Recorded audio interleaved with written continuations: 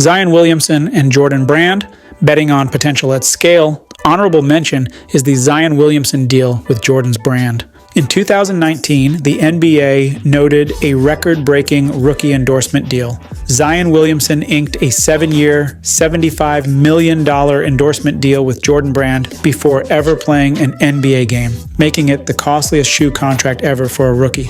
Zion went ahead to turn down several 9-figure deals, $100 million, from Li-Ning and Puma because he wanted to be the face of a jump man just like his idol Michael Jordan. His deal was considered as the richest annual rookie deal in the history of the NBA, pegged at $10.7 million annually. This is no doubt the most intense sneaker war the NBA had ever seen since the LeBron situation in 2003, while Jordan won the heart of Zion with a 7-year deal pegged at $75 million. It was painful. He left nearly $30 million on the table due to his personal preference. When he was asked why he simply chose the Jordan brand compared to Li-Ning and Puma, who offered more, he made it known he simply wanted to be the one who carries the torch for Michael Jordan. Jordan Brand simply made an investment in Zion's long-term cultural visibility in addition to his performance. Despite having little playing time, his trademark shoe launch reaffirmed that dedication, and the future seems to be promising for both sides of the deal. Zion still has a long way to go in the league, and there might still be more better offers as time goes on. But for now, fingers are simply crossed. Kevin Garnett and Adidas, intensity as a brand asset. The foundation of Kevin Garnett's collaboration with Adidas was emotional intensity. Adidas noticed more than just raw skill when Garnett joined the NBA right out of high school in 1995. They saw passion, unpredictability, and authenticity. At first, Garnett joined the league as a Nike athlete, but had several issues. Right in 1997, Nike wanted him to be a part of the original members of the Team Jordan, but KG wasn't interested in being under the Michael Jordan brand. He wanted a brand for himself. Later on, Nike proposed to him the Shocks, but just like he turned down the Team Jordan, he didn't want to be the face of Nike Shocks, but simply wanted a signature for himself. To him, he felt the Nike Shocks were not of substance to his taste. His determination paid off as he later got his own signature called the Air Garnett 1, 2, and 3, which Sneakers Head calls a classic in the retro market. However, an abrupt end came to the Nike deal, and he simply went on to And One in 2001 before moving to Adidas in 2003. He went on to sign a lifetime contract with Adidas in 2003, which was worth approximately $2 million annually. When he got on board with Adidas, he formed a super team of the Big Three, which includes himself, Tracy McGrady, and Tim Duncan. Just like how he ditched Nike, he moved on to the Chinese brand ANTA, despite signing a lifetime deal with Adidas earlier. With ANTA, Garnett went on to release ANTA KG1, which also includes the popular Beat LA during the 2010 finals. Garnett has gone on to release 7 signature models with the ANTA brand. However, Garnett has found his way back to And One 2018, but this time around as a creative director and global ambassador, where he's expected to oversee and relaunch the Street to Performance signature in a bid to bring back the nostalgia early 2000s collection. It has been a roller coaster for Kevin Garnett, moving from brand to brand with no major consequences. Charles Barkley and Nike selling attitude, not perfection. Nike and Charles Barkley deal was quite different from the usual norm. It was a renegotiation that actually worked out in the long run. Nike and Barkley were going to sign a huge deal worth $3 million annually in the early 1990s, which was undoubtedly a huge sum. However, at the time, Barkley's close friend Michael Jordan advised him to negotiate for $1 million in cash and the remaining $2 million in Nike stock instead of accepting the proposed deal. Although it was uncomfortable at first, Barkley trusted his friend's opinion. Barkley admits that he made more than 10 times what the original cash contract would have paid because Nike's stock split multiple times and surged in value over the next 30 years.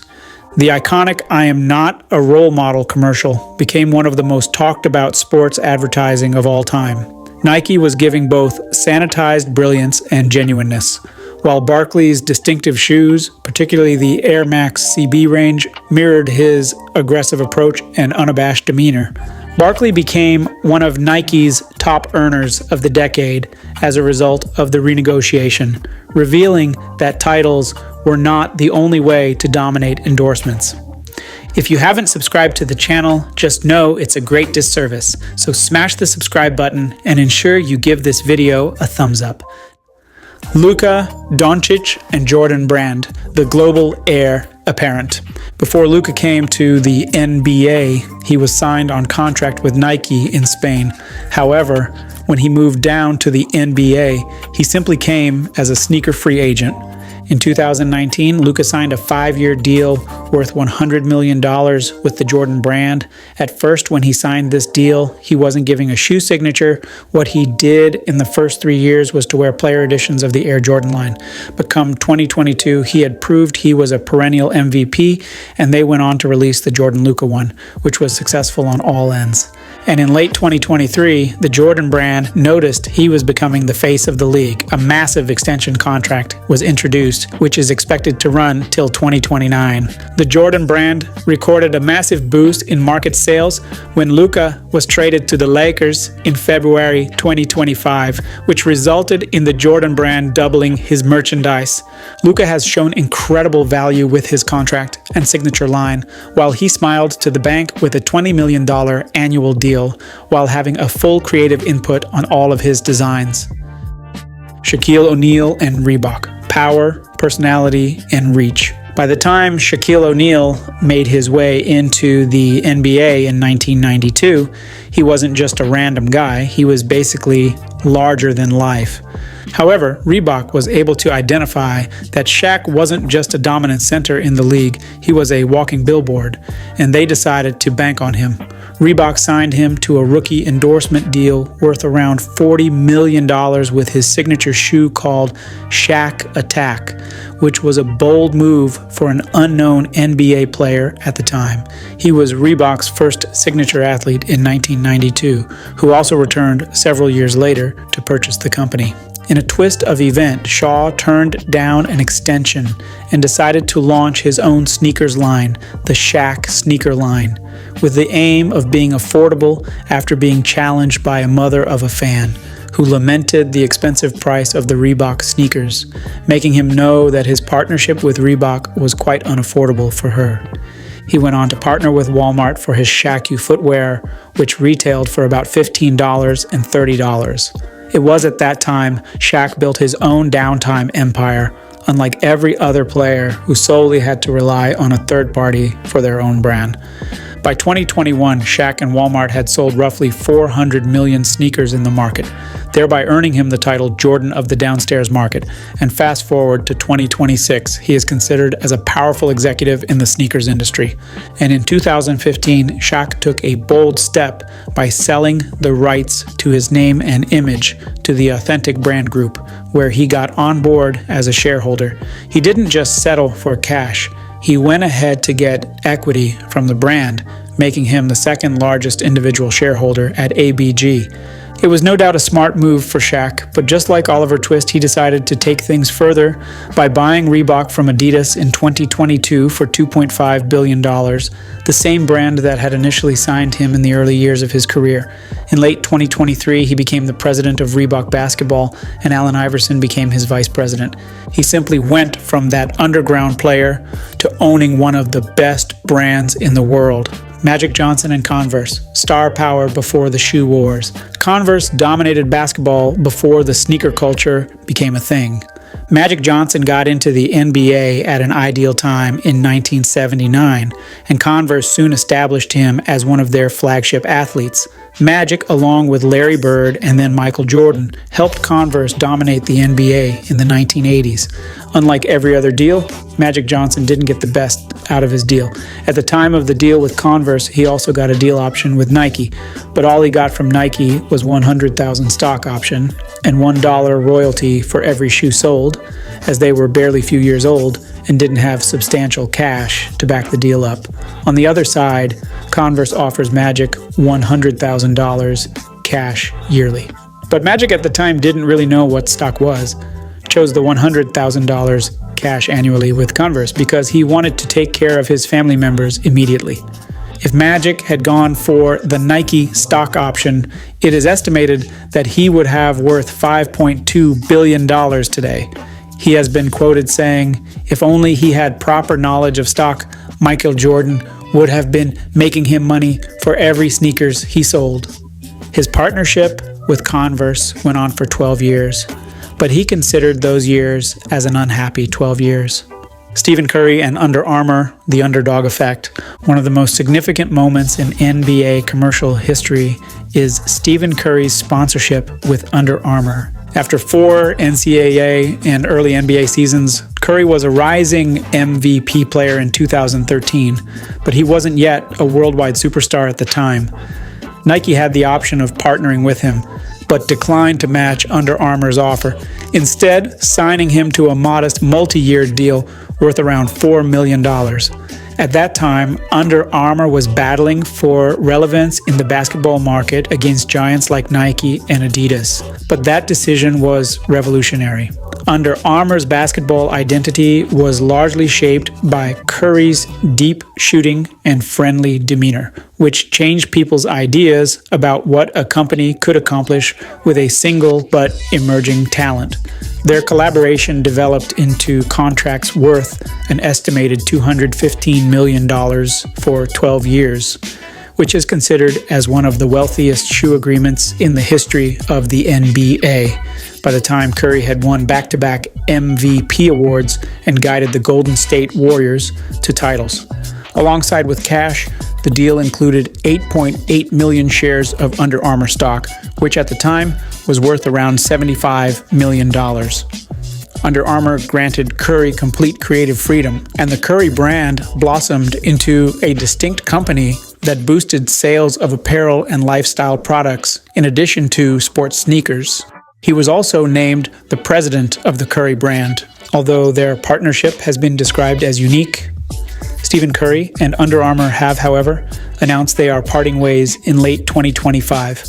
Curry is anticipated to become a sneaker-free agency in October 2026, while the final shoe made by UA, the Curry 13, is slated to be released in February 2026. Kawhi Leonard and New Balance, silence as strategy. In 2018, when Kawhi Leonard got a deal with New Balance valued at $12 million to $15 million annually, they were not a powerhouse in basketball at the time, and Leonard wasn't a traditional marketer either. It was two different groups coming together to build something different in the league. In 2011 to 2018, Leonard was with the Jordan brand, but their partnership was short-lived as it ended in a messy legal battle, despite the Jordan brand offering a 4-year extension valued at $22 million, but Leonard simply turned down the offer as he believes it didn't reflect his status as a 2-time Finals MVP. It didn't end there. After he left for New Balance, which many consider as a risky move, he sued Nike over the popular claw logo, but lost it as the judge ruled in the favor of Nike, which meant they owned the right to the logo. His New Balance deal was from 2018 to 2026, and Leonard's final MVP run with Toronto did elevate their partnership. It was so successful that it paved the way for them to sign other players like Jamal Murray and Tyrese Maxey. New Balance's deal with Leonard gave him all access to full creative control for their Kawhi signature line, while he became the face of the brand. James Harden and Adidas, a signature era. James Harden's enthusiasm, both on and off the court, gained attention when he joined the Houston Rockets from Oklahoma City in 2012. Adidas recognized Harden as more than simply an MVP caliber scorer, but also as a personality capable of carrying the basketball brand. In 2015, Adidas signed Harden to a long-term agreement worth $200 million, making him one of the biggest NBA endorsements at the moment. Before Harden and Adidas deal in 2015, he was with Nike, but they believed he was on Tier 2 level as opposed to the Tier 1 level of Jordan and LeBron. He wasn't given a signature shoe like them, but immediately his contract expired in 2015. Adidas took charge.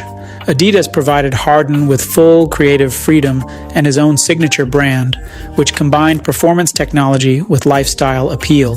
The Harden's Harden volume line is recognized for its vibrant hues and cushioning advancements, tailored to his distinct step-back game. According to his contract structure, Harden would represent Adidas Originals for streetwear and lifestyle apparel in addition to performance basketball. It didn't end there. He receives almost $15.5 million annually from the retainer alone. Since Harden had been wearing Nikes until the day the contract began, Adidas famously drove up to his house with a truckload of thousands of pairs of shoes to celebrate his signing. What made this contract so appealing was Adidas's positioning Harden as a pillar of its worldwide basketball strategy. Instead of relying solely on the usual traditional stars, Adidas gambled on a new generation, a creative scorer and cultural influencer. By the time his contract expires in 2028, Harden will have earned more money from Adidas, about $200 million, than the majority of Hall of Famers over their whole NBA playing careers. Damian Lillard and Adidas, the Dame Time commercial force. Damian Lillard's sponsorship with Adidas is the real definition of how consistent performance often leads to long-term brand loyalty. Following his draft, Lillard signed with Adidas in 2014, which was worth $100 million that covered for a decade and soon rose to become one of the league's most influential guards. His skills were truly incredible, which made it a safe haven, commercial-wise, for Adidas to invest in. In December 2024, Lillard signed a lifetime extension with Adidas after the duration of his first contract had come to an end, thereby extending his engagement with the company beyond typical player life cycles.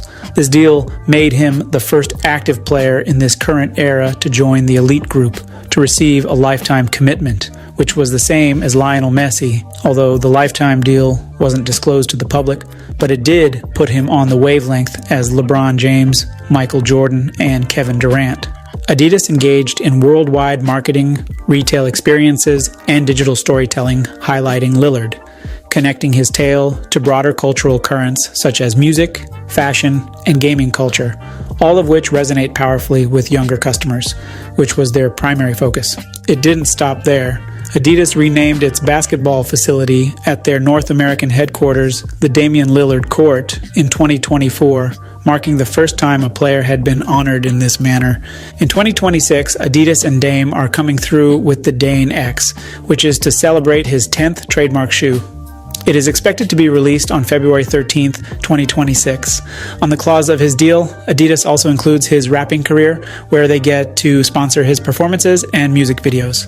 There you go, some of the mouth-watering endorsements deals in the history of the NBA. Lovers of the NBA, let me know in the comments section below which of these players' endorsement stories shocked you the most. I'll be in the comment below. Don't forget to like and share this video so you don't miss out on all of our videos.